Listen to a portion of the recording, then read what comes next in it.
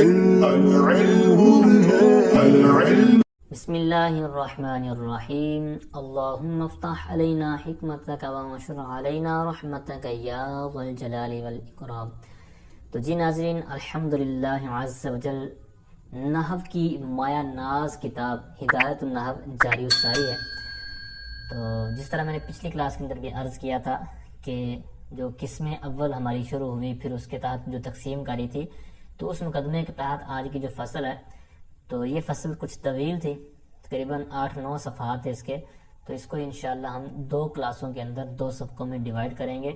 تو آج کا جو ہمارا یہ سبق ہوگا فصل کا، تو وہ صفحہ 23، 24، 25 اور 26 السادسوں سے پہلے تک، چونکہ اس سبق کے اندر جو 16 قسمیں ہم نے اعراب کی پڑھی ہے نا، اسم کا جو اعراب ہے، مفرد، منصرف، صحیح، جاری مجرور، صحیح، قائم، قائم، صحیح، یہ ساری جو چیزیں ہم نے پڑھی ہوئی ہیں، تو ان 16 کو انہوں نے 9 قسموں میں 9 اصناف انہوں نے بنائی ہیں، قسمیں بنائی ہیں۔ تو ان کے اندر پھر کسی کے اندر 3 آ جائیں گے، کسی کے اندر کتنے، کسی کے اندر کتنے۔ تو اس طرح یہ بہت ہی عبارت کے لحاظ سے اہم سبق ہے۔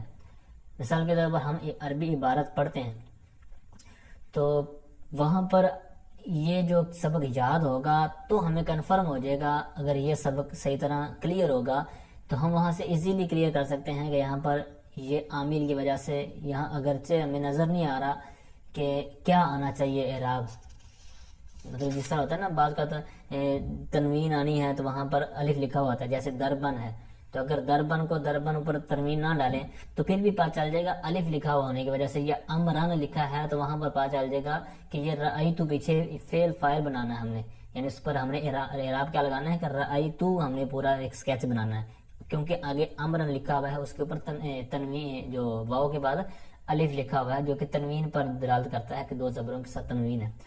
تو بعض اعراب جو ہمیں وہ ہمیں پتہ چل جاتے ہیں کہ رموز کی وجہ سے، لیکن یہ جب سبق کلیئر ہوگا تو انشاءاللہ عز و جل آپ کو ایک فنی چیزیں ملیں گی، اور اس طرح کی جو علامتیں ہیں، رموز ہیں، ان سے آپ کو یہ محتاجی نہیں رہے گی، ٹھیک ہے۔ تو اور بھی بہت زیادہ فنی چیزیں ہیں، تو انشاءاللہ کچھ نہ کچھ چیزیں میں اور بھی ایڈ کروں گا اس متن کے سے ہٹ کر بھی۔ تو آئیے سبق کی طرف، کہتے ہیں فصل فی اصناف اعراب الاسم وہی 9 اصناف۔ کہتے ہیں یہ جو فصل ہے یہ اسم کا جو اعراب ہے تو اس کی قسموں کے بارے میں ہے، اور وہ اسم کے جو اعراب کی قسمیں ہیں، کہتے ہیں 9 اصناف، وہ 9 قسمیں ہیں۔ 9 کہتے ہیں 9 کو، اصناف یہ صنف کی جمع ہے، جس طرح قسم کی جمع اقسام، اسی طرح صنف کی جمع اصناف، جس کا مراد بھی قسمیں ہی ہیں۔ تو 9 قسموں میں یہ مطلب یہ سبق پورا کلیئر ہوگا، تو جس کے اندر آج کا جو ہمارا سبق ہے وہ 9 سے ہٹ کر بلکہ ہم صرف 5 پڑھیں گے، تو بقیہ جو 4 ہے وہ انشاءاللہ اگلے سبق کے اندر کلیئر کی جائیں گے۔ تو اب یہ کیا کیا چیزیں ہیں اس کے اندر، تو پہلی قسم جو ہے کہتے ہیں الاول ان یکون الرفع بالضمۃ والنصب بالفتحۃ والجر بالکسرۃ۔ کہتے ہیں کہ رفع جو ہوگا وہ دمہ کے ساتھ ہوگا، نصب جو ہوگا وہ فتح کے ساتھ ہوگا، جر جو ہوگی وہ کسرہ کے ساتھ ہوگا۔ اب مطلب اعراب تو 3 ہی نا، رفع، نصب، جر، جس طرح پچھلے آپ نے سبق کے اندر کلیئر کیا، لیکن بعض ایسی صورتیں ہیں کہ اعراب تو یہی ہوں گے لیکن لکھنے میں کچھ اور ہوگا، مطلب ہے رفع، مطلب پیش آنی چاہیے، لیکن وہاں پر زبر دیا ہوگا یا پھر کسرہ دیا ہوگا۔ تو یہ ساری صورتیں آج کے سبق میں یعنی اس فصل کے اندر کلیئر کی جائیں گی۔ تو اب یہ پہلی قسم ہے کہ جس کا اعراب رفع، نصب، جر جو ہوتا ہے تو ان کا ظاہراً دکھنے میں بھی ایسا ہی ہوگا۔ تو کہتے ہیں یہ کس کے ساتھ خاص ہے، یہ کس کو دیا گیا، کہتے ہیں وَيُخْتَصُّ بِالْمُفْرَدِ الْمُنْصَرِفِ الصَّحِيحِ وَهُوَ عِنْدَ النُّحَاةِ مَا لَا يَكُونُ فِي آخِرِهِ حَرْفُ عِلَّةٍ كَزَيْدٍ وَبِالْجَارِ مَجْرَى الصَّحِيحِ وَهُوَ مَا يَكُونُ فِي آخِرِهِ واو أو ياء ما قبلهما ساكن كدلو وزبي۔ اب بہت زبردست انہوں نے یہاں پر باتیں بیان کی، کہتے ہیں یہ جو اعراب ہم نے بیان کیا نا، رفع دمہ کے ساتھ، نصب فتح کے ساتھ، جر جو ہے کسرہ کے ساتھ، یہ کس کے ساتھ خاص ہے یا کن کو یہ اعراب دیا گیا ہے؟ کہتے ہیں آپ چیزیں وہ گن لیں کہ وہ کون کون سی ہیں۔ کہتے ہیں پہلی بات یہ ہے کہ وہ مفرد منصرف صحیح ہو۔ اب صحیح یہ ہم نحو پڑھ رہے ہیں، اور ایک ہم نے صرف کتاب جو پڑھی ہے تو اس کے اندر بھی ہم نے صحیح، محموز، اجوف، ناقص، لفیف وغیرہ ساری چیزیں پڑھی ہیں، تو وہ صحیح صرف کا تھا، اور یہاں پر جو بات ہے المفرد منصرف صحیح میں، تو یہاں پر نحو کی صحیح مراد ہے۔ تو اب وہ ہمیں نہیں پتا کہ وہ کیا چیز ہو سکتی ہے، تو یہاں پر انہوں نے خود ہی آگے وضاحت کر دی کہ نہیں پتا تو کوئی بات نہیں، ہم آپ کو بتا دیتے ہیں۔ کہتے ہیں وَهُوَ عِنْدَ النُّحَاةِ، یہ جو صحیح ہے یہ نحو نحات کے نزدیک مراد ہے، یعنی نحویوں کے نزدیک مراد ہے۔ اور وہ کیا چیز ہوتی ہے؟ کہتے ہیں ما لا یکون فی آخرہ، یعنی کوئی بھی آپ کے پاس کلمہ ہے، لفظ ہے، اس کے آخر میں حرف علت نہ ہو۔ ما لا یکون فی آخرہ حرف علت، اس کے آخر میں حرف علت نہ ہو، یعنی آگے پیچھے ہو تو ٹھیک ہے۔ جیسے کہتے ہیں کہ زیدن، اب اس میں اگر صرف کے لحاظ سے دیکھا جائے تو یہ تو الف یہی بنے گا، لیکن چونکہ ان کی نزدیک، ان کے جو نحویوں کے نزدیک ہے وہ آخری کلمے ہے، یعنی دال کی جگہ اگر حرف ہوتا تو یہ مطلب خرابی لازم آنی تھی، جو صحیح غیر صحیح والی۔ تو یہاں پر کہتے ہیں کہ چونکہ نہیں ہے آخر والا تو لہٰذا یہ صحیح ہوا نحویوں کے نزدیک۔ تو ایک تھا مفرد منصرف صحیح جس کے ساتھ یہ اعراب خاص ہے۔ دوسری صورت کہتے ہیں بالجاری مجرا صحیح، جاری مجرا صحیح، اس کو قائم کم سے بھی آپ نے پڑھا ہوگا، اس کے لیے نام، تو دونوں ایک ہی مراد ہیں۔ اب یہ بھی ایک ہمارے لیے نیا نام تھا، نیا لفظ تھا، تو اس کی بھی آگے وضاحت کر رہے ہیں کہ اس سے مراد کیا ہوتا ہے۔ یعنی ہوتا تو صحیح نہیں ہے لیکن کہتے ہیں کہ قائم کام صحیح، یعنی صحیح نہیں ہے لیکن صحیح کے قائم کام ہے۔ صحیح کی طریق آپ نے پیچھے پڑھی، تو یہاں پر قائم کام کی کہتے ہیں وَهُوَ مَا يَكُونُ فِي آخِرِهِ وَاوٌ او یاؤن ما قبلہما ساکن کدلوین، یعنی کہتے ہیں کہ اس کے آخر میں واو یا یا تو ہو، جسے اوپر کہا تھا نا کہ حرف علت نہ ہو آخر میں، لیکن یہاں پر قائم کام بنانا چونکہ صحیح ہے، تو کہتے ہیں چلو اگر مان لیں بالفرض کہ آخر میں واو یا یا تو ہے، یعنی صحیح نہیں رہا، لیکن ایک شرط ساتھ لگا دیں گے تو یہ تھوڑا سا ہمارے لیے قائم کام ہو جائے گا صحیح کے۔ وہ کیا ہے؟ کہتے ہیں ما قبلہما، ان دونوں سے قبل، یعنی اگر واو ہے تو اس سے ما قبل، یا ہے تو اس سے ما قبل کیا ہونا چاہیے؟ حرف ساکن ہونا چاہیے۔ جیسے مثالیں دے رہے ہیں، کہتے ہیں دلون اور زبیون، اس میں واو ہے اور آخر میں دوسرے میں یا ہے۔ حالانکہ پہلی تعریف کے مطابق دیکھیں نحویوں کے نزدیک جو صحیح کی تعریف ہے تو اس کے مطابق یہ صحیح نہیں ہے، کیونکہ آخر میں لام کلمہ جو ہے آخر والا وہ حرف علت ہے، لیکن قائم کام صحیح کے کرنے کے لیے انہوں نے ایک شرط لگا دی کہ اس کا ما قبل ساکن ہونا چاہیے، تو وہ ہم نے دل ون زبیون جو پڑھا ہے تو اس کے اوپر عین کلمہ لام اور با یہ ساکن ہے، تو اس لیے یہ قائم کام ہو گیا۔ اب اس کو صحیح کے قائم کام کیوں کیا گیا؟ اس کی ایک علت بیان کی جاتی ہے کہ چونکہ جب یہ ما قبل ساکن ہو جاتا ہے تو دل ون زبیون، اب اس کے اوپر راب پڑھنا ہمارے لیے سکیل نہیں ہے، سکل کا باعث نہیں ہے، تو جب سکل نہ رہا تو لہٰذا انہوں نے اس کیٹیگری سے نکال کر ہمیں اس کو قائم کم صحیح کے بنا دیا۔ اور کس کے ساتھ یہ مطلب خاص کیا گیا ہے؟ تیسری چیز بیان کر رہے ہیں پہلی قسم کے تحت۔ پہلی قسم کے تحت تین چیزیں تھیں، تو تیسری چیز بیان کر رہے ہیں، کہتے ہیں بالجمع المکسر المنصرفی، جمع مکسر منصرف کے ساتھ یہ خاص کیا گیا ہے راب۔ اس کی مثال کیا کہتے ہیں؟ جیسے رجالن تقول، جیسے تو کہے گا جا، اب یہ سب کی مثالیں دے رہے ہیں، تینوں قسموں کی، ایک قسم کے تحت جو تین چیزیں آئی تھی نا تینوں کی مثال دے رہے ہیں، کہتے ہیں جیسے جا انی زیدن و دلون و زبیون و رجالن۔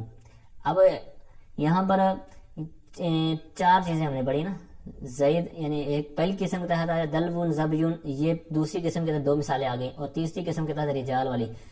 تو اب تینوں چاروں چیزیں ہیں، تینوں کی جو مثالیں ہیں، تو کہتے ہیں کہ جا فعل نون وقایا جازم مفعول بھی، تو اب ہمیں چاہیے فاعل، تو آگے یہ سارے فاعل بنیں گے۔ تو فاعل کا اعراب کیا ہوتا ہے؟ وہ اپنے مرفوعات جو پڑھے ہیں تو ان میں سے گن لیں، تو جو بھی یہاں پر آپ لگائیں گے تو فاعل بنے گا، ٹھیک ہے، یعنی فاعل کا اعراب تو وہ آپ لگا دیں زیدن دلون زبیون رجالن۔ اب آگے والا مفعول چاہ رہا ہے، تو اب رأیتو کا ہم نے سب کو مفعول بنانا ہے، تو چونکہ ہم نے کیا کہا تھا اوپر کہ رفع جو ہے وہ دمہ کے ساتھ آئے گا، نصب جو ہے فتح کے ساتھ آئے گا، جار جو ہے وہ کسرہ کے ساتھ آئے گا، تو یہاں پر رفع جو آپ نے دیکھا بالکل آپ نے اس کے مطابق دیکھ لیا۔ رفع نصب کی بات کر رہے ہیں، کہتے ہیں جیسے رأیت زیدن دلون زبین اور رجالن، تو یہاں پر بھی آپ نے اسی جو اوپر فرسٹ لائن میں آپ دیکھ رہے ہیں اس کے مطابق ہو گیا، اسی کے مطابق فرسٹ لائن کے مطابق کسرہ بھی دیکھ لیں، کہتے ہیں ومررت بی۔ اب یہاں پر با جو حرف جار ہے تو یہ اس نے عمل کیا کرنا ہے کہ کسرہ دینا ہے، تو اب یہ آگے ساری جو عطف ہو رہے ہیں نا، گویا کہ یوں سمجھے کہ بزیدن بدلوین بزبجن و برجالن، اس طرح عبارت ہے۔ تو اب یہاں پر بھی سب پر کسرہ آئے گا اس کی وجہ سے، ٹھیک ہے، مررت بزیدن و دلوین زبجن رجالن۔ تو اب یہ اوپر جو اعراب کا ہم نے احاطہ کیا تھا نا کہ رفع دمہ کے ساتھ یہ ساری چیزیں، اس کے مطابق یہ ساری مثالیں ہو گئیں۔ اب یہاں پر جو حاشیے کے اندر انہوں نے بات بیان کی ہے، پہلا حاشیہ وا یختص بہ، بات تو ساری آخر تک کلیئر ہو گئی ہے، آپ کو سمجھ میں آ بھی گئی ہوگی، لیکن چند ویسے چیزیں اضافی وہ میں عرض کرتا ہوں جو حاشیہ نمبر 1 کے تحت انہوں نے بیان کی ہیں۔ تو انہوں نے جو پہلے کہا نا کہ مفرد منصرف صحیح، تو یہ نام سے ہی واضح ہو رہا ہے کہ جب مفرد کہا تو اس سے ہٹ کر چیزیں جو نکل گئی۔ اب جو مفرد ہوتا ہے یہ آپ کو پتہ ہوگا، اپنے جو منادہ کے تحت شاید پڑھی ہوں، مفرد کبھی یہ تثنیہ کے اور جمع کے مقابلے میں آتا ہے، کبھی مرکب کے مقابلے میں آتا ہے، کبھی جملے کے مقابلے میں، اس طرح اس کی مقابلے ہوتے ہیں، یعنی یہ گویا کہ ایک ان کا مقابلہ ہوتا ہے کہ کس کے مقابلے میں آیا ہوں۔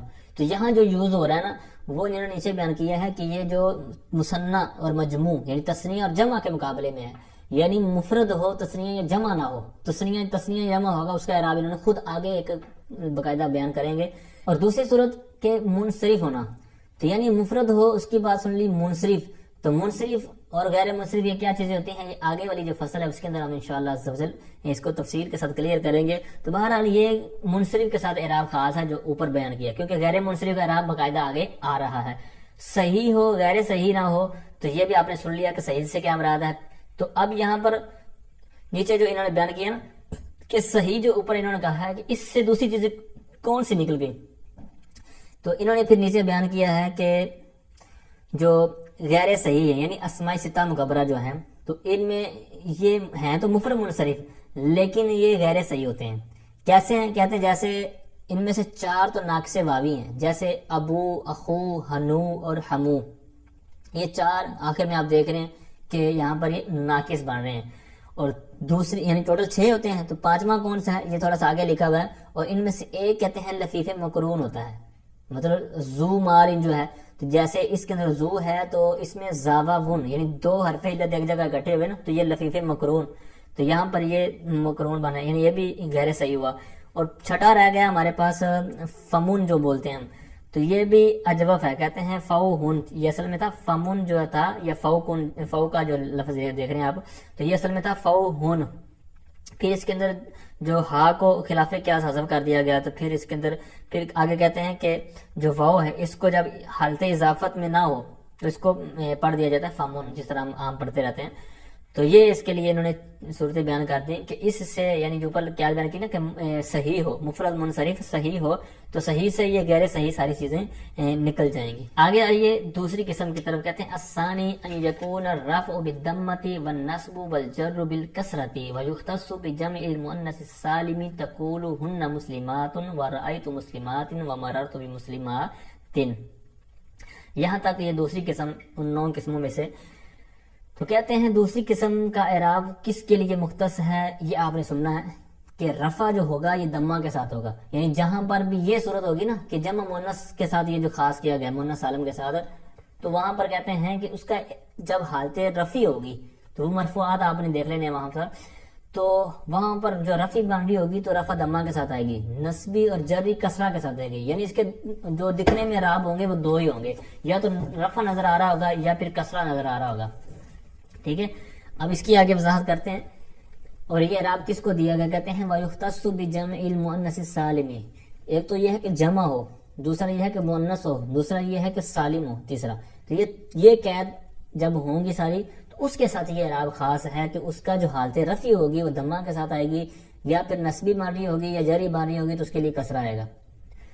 اچھا، تقول جیسے کہ کہتا ہے کہ تیری تو کہے گا کہ ہننا مسلماتن، اب ہننا یہ اس کو اگر مبتدا بنائیں گے تو اگر خبر بنا دیں تو خبر مرفوعات میں سے، تو اس لیے اس کو ہم دیں گے مسلماتن، ورأیت مسلمات۔ اب اس طرح کی جو مثالیں ہیں نا کہ جو عموماً اس طرح مشہور تو ہوتی ہیں لیکن اس طرح اجرا نہیں ہوتا، تو یہاں پر پھر غلطی کر دیتے ہیں کہ رأیت تو آگے پھر فعل فاعل بنا کے اس کو مفعول بناتے ہیں مسلماتن، حالانکہ اگر اعراب جس طرح یہاں پر نہیں لگا ہوا تو اگر بالفرض اگر اس نے مفعول آنا بھی ہوتا 2 زبریں تو یہاں پر تو آخر میں مسلمات تن کا جو ہے تا الف تا ہونا چاہیے تھا، جس طرح میں نے پہلے عرض کیا کہ رموز اور اشارے جو دیے ہوتے ہیں، لیکن یہاں پر نہیں ہے۔ لیکن جو اس اعراب کو اگر ہم یاد کر لیں گے تو یہ جو ہمیشہ والی ہماری جو پریشانی ہے یہ جمع مؤنث سالم والی بھی نکل جائے گی۔ بہرحال رأیت مسلمات آئے گا، کیوں؟ کیونکہ اوپر اپنے ہم نے سنا کہ نصب ہوگا یعنی حالت نصبی بن رہی ہوگی یا جری ماری ہوگی تو کسرہ کے ساتھ آئے گی، تو یہاں پر فعل فاعل موجود ہے تو ہمیں آگے کیا چاہیے تھا، نصب چاہیے تھا، مفعول بنانا تھا، تو وہ ہم نے کیا دینا ہے بالکسرۃ، تو یہاں پر مسلمات آئے گا۔ آگے والا کسرہ ہے تو وہ بالکل سیم جو اسی لیے ہمیں پتا ہے کہ با جر کی وجہ سے ہمیں آگے مجروری چاہیے۔ اب اس بات کے تحت انہوں نے حاشیہ نمبر 1 میں کچھ باتیں بیان کی ہیں۔ پہلی بات تو یہ ہے کہ جو اوپر ہم نے کہا نا کہ نصب اور جر یہ کسرہ کے ساتھ آئیں گے، یعنی نصب کو جر کے تابع کر دیا. تو یہ کیوں ہے؟ تو یہاں پر انہوں نے بیان کیا ہے کہ یہ جو نصب ہے یہ جر کے تابع ہے. تو اس کو یوں سمجھ لیں کہ یہ جو جمع مؤنث سالم ہے یہ ہے فرع، اس کی اصل ہے مذکر، جمع مذکر سالم. تو جمع مذکر کی آپ نے کیا پڑھی ہے؟ مسلمین، حالت نصبی. تو مسلمین تو وہاں پر بھی کسرہ تھا، تو گویا کہ وہاں سے کسرہ چونکہ اصل میں تھا تو اس کے تابع ہو کر یہ اس کی فرع میں دے دیا گیا. ٹھیک ہے، اس کو سمجھانے کے لیے میں آپ کو عرض کر رہا ہوں. تو یہ مسلماتن یوں سمجھے کہ یہ جو نصب ہے یعنی ہے تو جر لیکن یہ حالت نصبی میں ہے، تو چونکہ یہ اس کی جو اصل ہے یہ فرع ہے مؤنث اور اس کی مذکر سالم جو ہے وہ اصل ہے. تو یہ مسلمین وہاں پر کسرہ تھا، تو لہٰذا اسی سے مطابقت اور جو مطابقت میں یہاں پر لے آئے.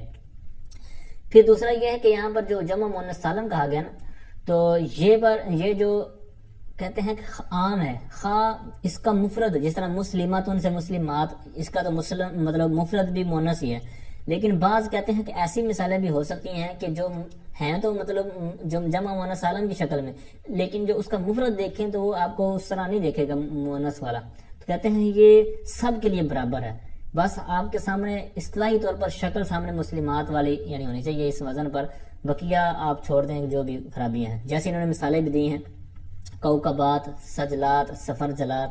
تو اب ان کا پیچھے بیک گراؤنڈ جائیں تو کوکبن، حالانکہ اس میں تو نہیں ہے. تو لہٰذا اس پر انہوں نے خود بیان کر دیا کہ آپ پریشان نہیں ہونا، جو بھی ہو لیکن آخرت میں الف تا ہے تو آپ اس میں آنکھیں بند کر کے سکو. جس طرح مرفوع منصوب مجرور بھی ہم پڑھتے ہیں نا، مرفوعات منصوبات مجرورات، تو ان کا بھی آپ دیکھیں کہ پیچھے مرفوع ہے. مرفوعات ان سے تو نہیں اس کو بنایا گیا، منصوبات یا مجرورات ان سے نہیں بنایا گیا، بلکہ یہ مرفوع سے ڈائریکٹ اتر بنے ہیں. تو لہٰذا اس کا انشاءاللہ جواب آگے بھی دیں گے جب پڑھیں گے.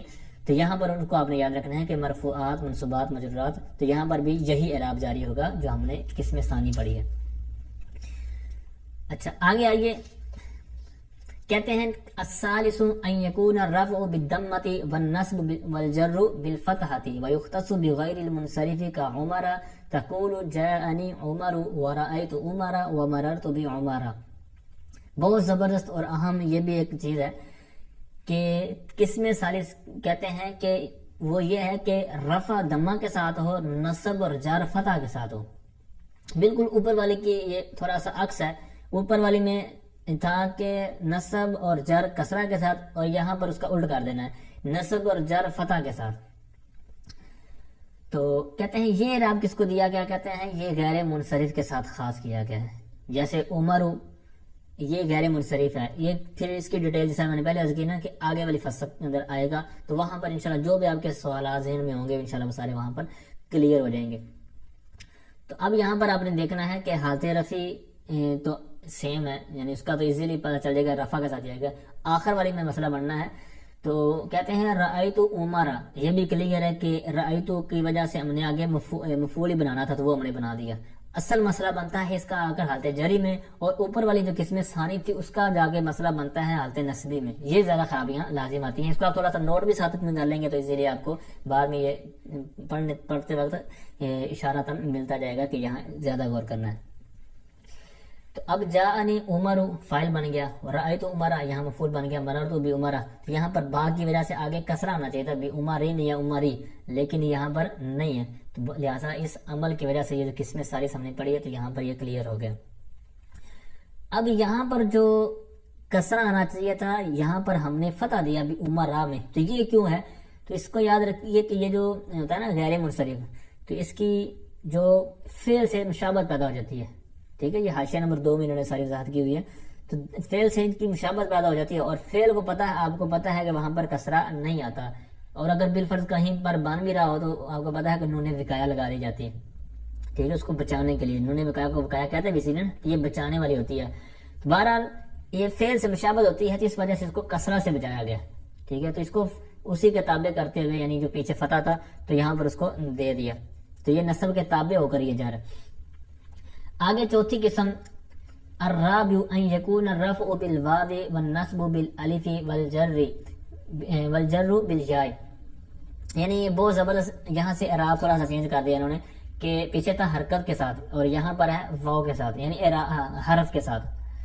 تو کہتے ہیں کہ چوتھی صورت یہ ہے کہ رفع واو کے ساتھ ہو، نصب الف کے ساتھ، اور جر جو ہے یہ جا کے ساتھ ہو. یہ کس کو اعراب دیا گیا؟ کہتے ہیں یختص بالاسماء الستۃ مکبرۃ موحدۃ مضافۃ الی غیر جاء المتکلم. کہتے ہیں یہ خاص کیا گیا ہے اسماء ستہ کے ساتھ، لیکن اس کی قیدیں کیا ہیں؟ اسماء ستہ مکبرہ ہو، موحدہ ہو اور مضاف الی غیر جاء متکلم، یعنی جاء متکلم کے غیر کی طرف مضاف ہو. اب اس کی مثالیں دیکھیں گے اور مزید آسان ہو جائے گا. کہتے ہیں جیسے ہیا، واہیا، اور وہ جو کیا ہے مثالیں جس کی ہم نے پیچھے بات کی. کہتے ہیں اخو کا، ابو کا، ہنو کا، ہمو کی، فو کا، ذو مال. اب یہ 6 مثالیں ہیں. تو اب ایک پر آپ نے اجرا کرنا ہے، بقیہ انشاءاللہ میں آپ کو ایک اور باتیں عرض کرتا ہوں. پہلی بات یہ ہے کہ اسماء ستہ مکبرہ ہوں، یعنی مکبرہ، اور ایک آپ نے سنا ہوگا تصغیر، جس طرح راجل مطلب آدمی، رجیل چھوٹا آدمی، یا کوئی اور معنی کر لیں تحقیر والا، جو معنی اس تصغیر کے کیے جا سکتے ہیں. تو مطلب کیا ہوا؟ راجل سے رجیل. تو یہ رجیل بنایا، یہ تصغیر بنائی ہے. تو یہی انہوں نے حاشیہ میں بیان کیا ہے کہ یہ جو اعراب ہم نے بیان کیا ہے یہ تب ہوگا، یعنی کون سا اعراب؟ کہ حالت رفع، یعنی جہاں پر فاعل بن رہا ہے یا یعنی مرفوع حالت بن رہی ہے، حالت رفع میں ہے تو وہاں پر کیا ہوگا؟ واو کے ساتھ ہوگا. حالت نصبی میں یعنی یہاں پر مفعول بن رہا ہے یا کسی کا اسم بن رہا ہے، یعنی منصوبات جو آپ نے پڑھے ہیں، تو وہاں پر یہ اس کا جو حالت نصبی ہوگی وہ الف کے ساتھ ہوگی. جر جہاں پر ہوگا یعنی مجرور ہوگا یا مضاف الیہ کی وجہ سے آگے ہوگا. تو یہ دونوں صورتوں میں یا کی وہاں ہمیں آپ کو جھلک نظر آئے گی. تو یہ کب ہوگا یہ تینوں اعراب؟ یہاں کہتے ہیں جو ہم نے کہا نا اسماء ستہ مکبرہ موحدہ اضافہ، یہ آپ نے قیدیں یاد رکھنی ہے کہ مصغرہ ہوگا تو پھر اعراب اس کا حرکات کے ساتھ ہے. حالانکہ اوپر کیا ہے؟ حرکت، حرف کے ذریعے. لیکن جب مصغرہ ہو جائے گا تو پھر اس کا اعراب حرکات کے ذریعے گا. جیسے جاءنی اخیّ کا، اسی طرح رأیت اخیّ کا، مررت باخیّ کا. ٹھیک ہے، یہاں پر حرکت کے ذریعے آپ دیکھ رہے ہوں گے دمہ فتح کسرہ. اور پھر آگے کہتے ہیں کہ یہ جو اعراب ہے یہ موحدہ کی صورت میں ہے، موحدہ کی حالت میں ہے، یعنی واحد ہوں. اور اگر اس سے ہٹ کر ہو، یعنی تثنیہ ہوں یا جمع ہو جائیں یا اس طرح کی کوئی صورت بن جائے گی تو پھر ان کا اعراب اسی طرح ہو جائے گا. یعنی تثنیہ ہوگا تو اعراب ان کا تثنیہ کی طرف لوٹ جائے گا، جو کہ آگے انشاءاللہ آنے والا ہے کہ تثنیہ کا اعراب کیا ہوتا ہے. اچھا، پھر آگے انہوں نے اوپر کہا تھا نا کہ یا متکلم کے غیر کی طرف مضاف ہو. اب کہہ رہے ہیں تب یہ اعراب ہوگا اوپر والا، یعنی واو الف یا والا. اور اگر کہتے ہیں کہ یہ اضافت ہو جائے، یعنی یہ جو حروف ہیں یعنی ابون، اخون، فمون وغیرہ جو ہیں، یہ آگے اگر یا متکلم طرف مضاف ہو جائیں تو پھر کیا ہوگا؟ پھر ان کا اعراب تقدیری ہوگا. ٹھیک ہے، یعنی وہ نظر نہیں آ رہا ہوگا. تو اس طرح ان کے اندر خرابی لازم آ سکتی ہے اگر ان کی آپ اصل کو چینج کریں گے جو اوپر قاعدہ بیان کیا ہے. پھر نیچے کچھ اور چیزیں بھی لکھی ہیں، ان کو بھی آپ ایک نظر دیکھ لیجیے گا. تو اب اوپر والی جو مثالوں کی طرف آئیے. اخو کا، تو اب ان کے اندر جو اخو کا، ابو کا، ہنو کا، یہ 3 لفظ جو پڑھیں گے تو یہ کاف کے فتح کے ساتھ پڑھیں گے. اخون آپ کو پتا ہے بھائی کو، ابون باپ کو، ہنو یہ ستر کے لیے بولا جاتا ہے، یہ شرم کا، خواہ عورت کی ہو یا مرد کی. حمو کہتے ہیں یہ حمون سے، یہ مرد کی طرف سے عورت کا جو کوئی رشتہ دار ہو. مثال کے طور پر ایک عورت ہے تو جس کے ساتھ اس کی شادی ہوئی ہے تو اس کا جو بھائی ہے یا کوئی اس طرح کا رشتہ دار ہے وہ اس کا کوئی رشتہ دار بنتا ہے. تو یعنی مرد کا رشتہ دار جو ہے، یعنی مرد کی طرف سے عورت کا جو رشتہ دار ہے، تو اس کے لیے لفظ استعمال ہوتا ہے. تو اس کو زیادہ جو معروف ہمارے یہاں استعمال ہوتا ہے وہ دیور جیٹھ. تو اب یہ اس وجہ سے یہ مرد کا تو ہوتا نہیں ہے کہ مرد کا کوئی دیور ہو یا جیٹھ ہو، یہ عورت کا ہی دیور یا جیٹھ ہوتا ہے. تو اس وجہ سے یہ قید آپ نے یاد رکھنی ہے کہ ہمو کی ہی استعمال ہوتا ہے. آگے فو کا منہ کے معنی میں، ٹھیک ہے. اب فو ہن تھا اس کا، جس طرح میں نے پیچھے عرض کیا کہ اس کی ہا کو گرایا، پھر اگر اضافت کے بغیر استعمال ہو تو فمون یعنی میم سے بدل جائے گا واو. ذو مال، یہ جو ذو ہمیشہ اس میں جنس کی طرف مضاف ہوتا ہے اور اس میں جنس ہمیشہ اس میں ظاہر ہوتی ہے، تو اس طرح یہ اس میں ضمیر کی طرف نہیں ہوتی. تو ٹھیک ہے نا. تو یہ پھر اس کی اصل پیچھے آپ نے پڑھ لی ہے. تو اس کی مثالیں کہتے ہیں جاءنی اخو کا. اب یہاں پر جاءنی ترکیب کر لیں آپ تو جا فعل انہوں نے کہا یا یہاں پر مفعول بھی. اب آگے ہمیں چاہیے فاعل. تو پھر فاعل کا اعراب ہم نے پیچھے پڑھا کہ واو کے ساتھ آتا ہے، اسی طرح مفعول بنے گا تو الف کے ساتھ اور آگے یا کے ساتھ. تو بالکل آپ سیم چیزیں دیکھ رہے ہوں گے. تو اسی طرح آپ نے یہ عبارات کے اندر یاد رکھنا ہے. تو تو جاءنی اخوکا رأیت اخاکا مررت باخیکا، یہاں پر یہ سیم چیزیں آپ کو مل رہی ہیں. تو یہاں انہوں نے ایک کے ساتھ اجرا کیا، یعنی پہلے ان 6 میں سے. تو کہتے ہیں وَقَذَلْ بَوَاقِي، کہتے ہیں جس طرح یہ مثال ہے تو ہم عبارت کو مختصر کرتے ہوئے، آپ کا وقت بچاتے ہوئے وہ نہیں لکھ رہے بلکہ کہہ رہے ہیں کہ باقی بھی اسی طرح ہیں. آگے 5ویں اور آج کی ہماری آخری قسم کہتے ہیں الخامس ان یکون الرفع بالالف والنصب والجر بالیاء المفتوح ما قبلها. کہتے ہیں کہ 5ویں صورت یہ ہے کہ رفع الف کے ساتھ اور نصب اور جر یا کے ساتھ ہو.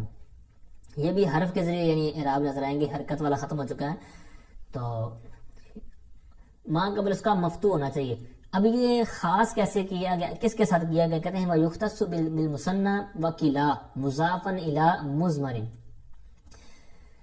کہتے ہیں یہ تثنیہ کے ساتھ اور اس کے جو اخوات ہیں یعنی کلا، کلتا وغیرہ، یہاں پر انہوں نے ایک ہی لکھا ہے، کلتا نہیں لکھا، تو وہ بھی مرادی ہوگا. یہاں پر یہ مذکر ہے وہ مؤنث ہے، تو یہ اصل ذکر کر کے انہوں نے فرع کو چھوڑ دیا.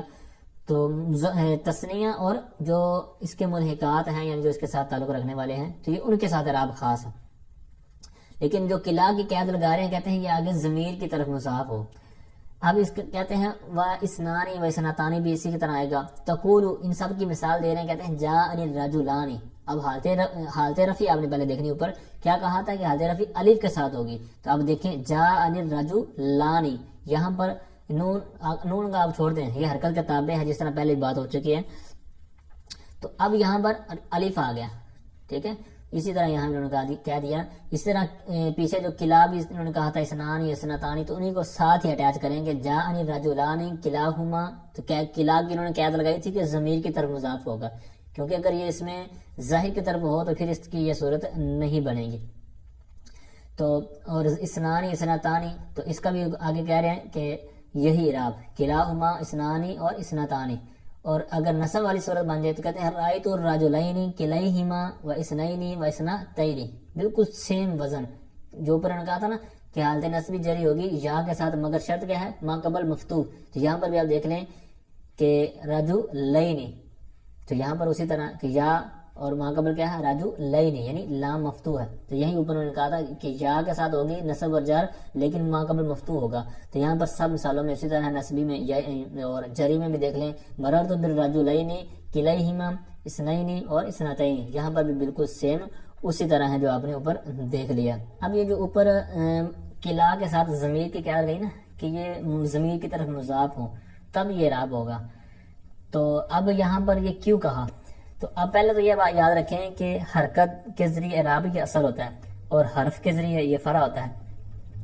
اب یہ جو قلع ہے یہ تثنیہ ہے معنی کے حساب سے، اور لفظ کے حساب سے دیکھیں تو یہ نہیں ہے، کیونکہ لفظ کے لیے اسنان وغیرہ کے وزن پر ہونا، یعنی تثنیہ کے لیے ان کی جو شرط الف نون وہ نہیں ہے. تو اب اس کے اندر بھی دو صورتیں ہیں نا، لفظ کے اعتبار سے، معنی کے اعتبار سے. تو معنی کے اعتبار سے تو یہ تثنیہ ہے، تو معنی کے اعتبار سے یہ فرع ہوا، تو فرع کے حساب سے ہی اس کے ساتھ وہ لگا دیا گیا اعراب. تو ضمیر کی طرف لوٹنا، اس کا مضاف ہونا، یہ بھی فرع ہے، کیونکہ اصل ہے کہ اسم ظاہر کی طرف ہو، تو یہ بھی یہاں پر ایک فرق ہے.